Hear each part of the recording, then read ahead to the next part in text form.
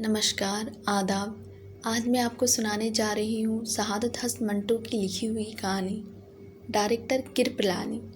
अगर ये कहानी आपको अच्छी लगे तो मेरे चैनल को लाइक कीजिए, सब्सक्राइब कीजिए और कमेंट करके बताइए। तो चलिए कहानी सुनते हैं।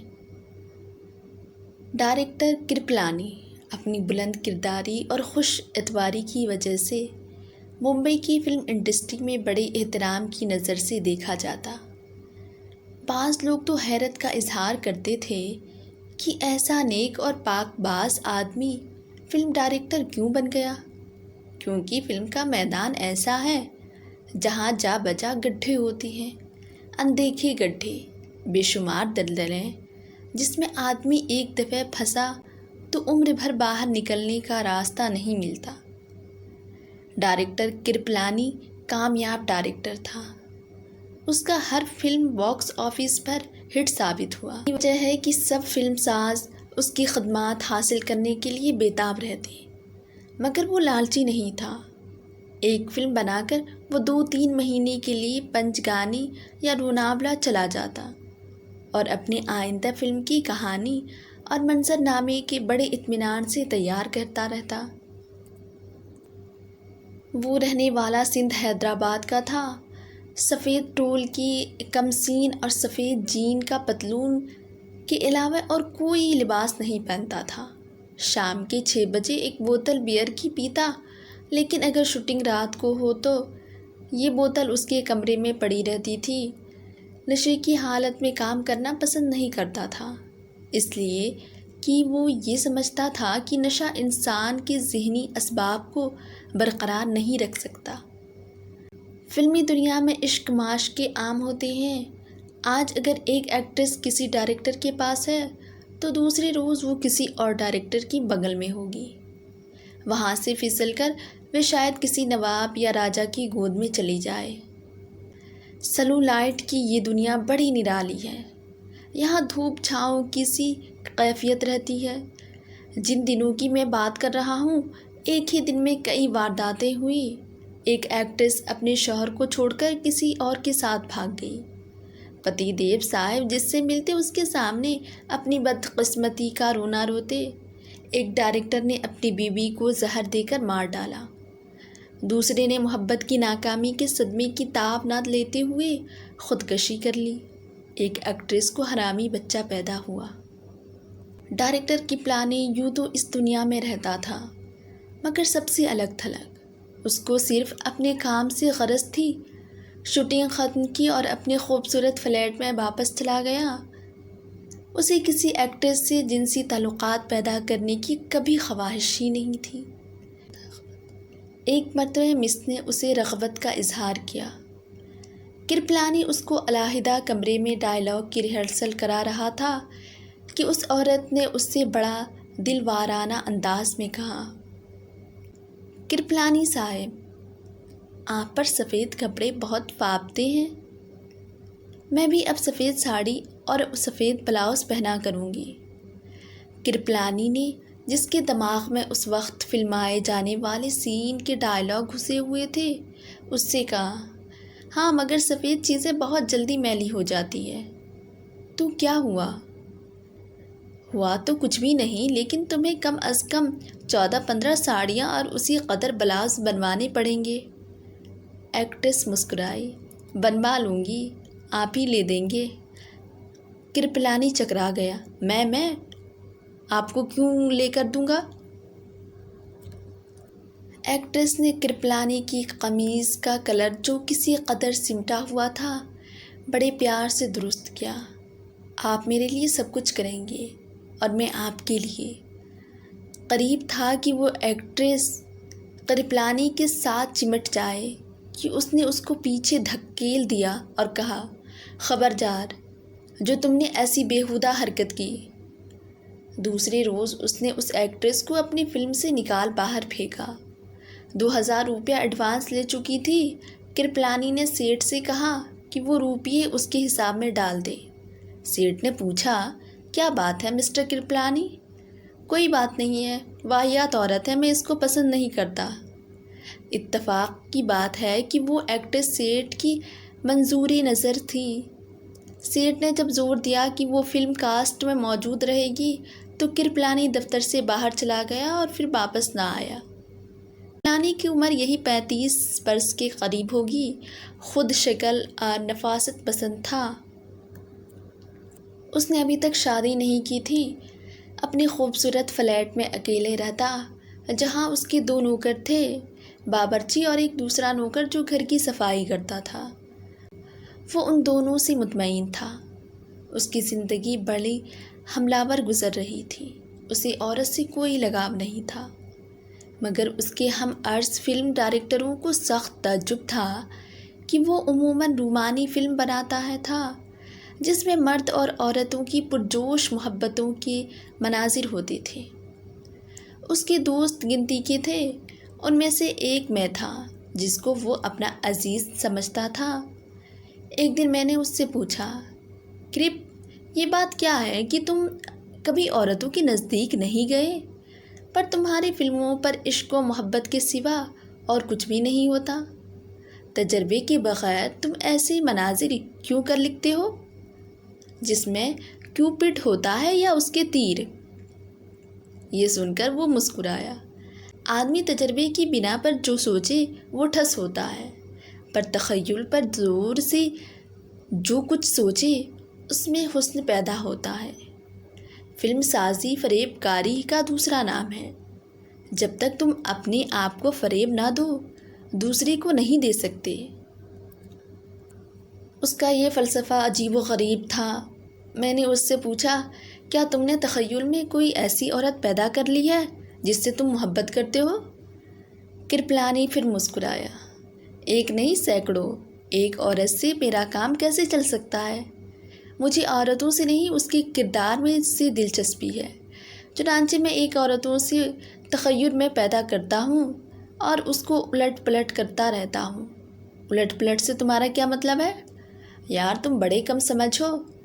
عورتوں کا جسمانی ڈھانچہ تو ایک ہی قسم کا ہوتا ہے، پر اس کا کیریکٹر جدا گانا ہوتا ہے۔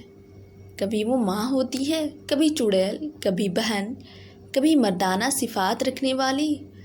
ایک عورت میں تم 100 روپ دیکھ سکتے ہو، اور صرف اپنے تخیل کی مدد سے۔ میں نے ایک روز اس کی غیر موجودگی میں اس کے میز پر دراز کھولا کہ میرے پاس ماچس نہیں تھی، تو مجھے کاغذات کا ایک پلندہ نظر آیا جو غالباً اس کے تازہ فلم کا منظر نامہ تھا۔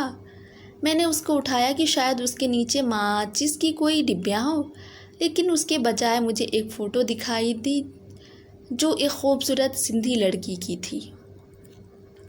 میں اس فوٹو کو نکال کر غور سے دیکھ ہی رہا تھا کہ کرپلانی آ گیا۔ اس نے میرے ہاتھ میں فوٹو دیکھی تو دیوانہ بار آگے بڑھ کر چھین لی اور اسے اپنی جیب میں رکھ لیا۔ میں نے اس سے معذرت طلب کی، معاف کرنا کرپ، میں دیا سلائی تلاش کر رہا تھا کہ یہ فوٹو مجھے نظر آئی اور میں اسے دیکھنے لگا۔ کس کی ہے؟ اس نے یہ کہہ کر معاملہ گول کرنا چاہا، کسی کی ہے؟ میں نے پوچھا، آخر کس کی ہے؟ اس لڑکی کا کوئی نام تو ہوگا۔ کرپلانی آرام کرسی پر بیٹھ گیا۔ اس کے کئی نام ہو سکتے ہیں، لیکن وہ رادھا تھی۔ ناموں میں کیا پڑا ہے؟ یہ وہ لڑکی ہے جس سے میں نے عرصہ ہوا محبت کی تھی۔ مجھے سخت حیرت ہوئی۔ تم نے محبت کی تھی؟ کیوں؟ میں محبت نہیں کر سکتا؟ اس میں کوئی شک نہیں کہ اب محبت کے نام ہی سے دور بھاگتا ہوں، لیکن جوانی کے دنوں میں ہر انسان کو ایسے لمحات سے دوچار ہونا پڑتا ہے جب وہ دوسری صنف میں بے پناہ کشش محسوس کرتا ہے۔ میں جاننا چاہتا تھا کہ کرپلانی کو اس لڑکی سے کیسے عشق ہوا۔ یہ کب کی بات ہے کرپ؟ تم نے آج مجھے حیرت زدہ کر دیا کہ تم کسی سے عشق لڑا چکے ہو۔ تمہارے عشق کا انجام کیا ہوا؟ کرپلانی نے بڑی سنجیدگی سے جواب دیا، بہت افسوسناک۔ کیوں؟ میں اس سے محبت کرتا رہا۔ میرا خیال تھا کہ وہ بھی مجھ میں دلچسپی لیتی ہے۔ آخر ایک دن جب میں نے اسے ٹٹولا تو مجھے معلوم ہوا کہ اس کے دل میں میرے لیے کوئی جگہ نہیں۔ اس نے مجھ سے صاف صاف کہہ دیا کہ وہ کسی اور سے محبت کرتی ہے۔ میرا دل ٹوٹ گیا، لیکن میں نے اپنے دل میں اس بت کو بھی توڑ ڈالا جس کی میں پوجا کیا کرتا تھا۔ میں نے اس کو بے شمار بد دعائیں دی کہ وہ مر جائے۔ میں نے پوچھا، کیوں؟ وہ مر گئی؟ ہاں، اسے مرنا ہی تھا، اس لیے کہ اس نے مجھے مار ڈالا تھا۔ اس کو ٹائیفائڈ ہوا اور 1 مہینے کے اندر چل بسی۔ تمہیں اس کی موت کا افسوس نہ ہوا؟ مجھے افسوس کیوں ہوتا؟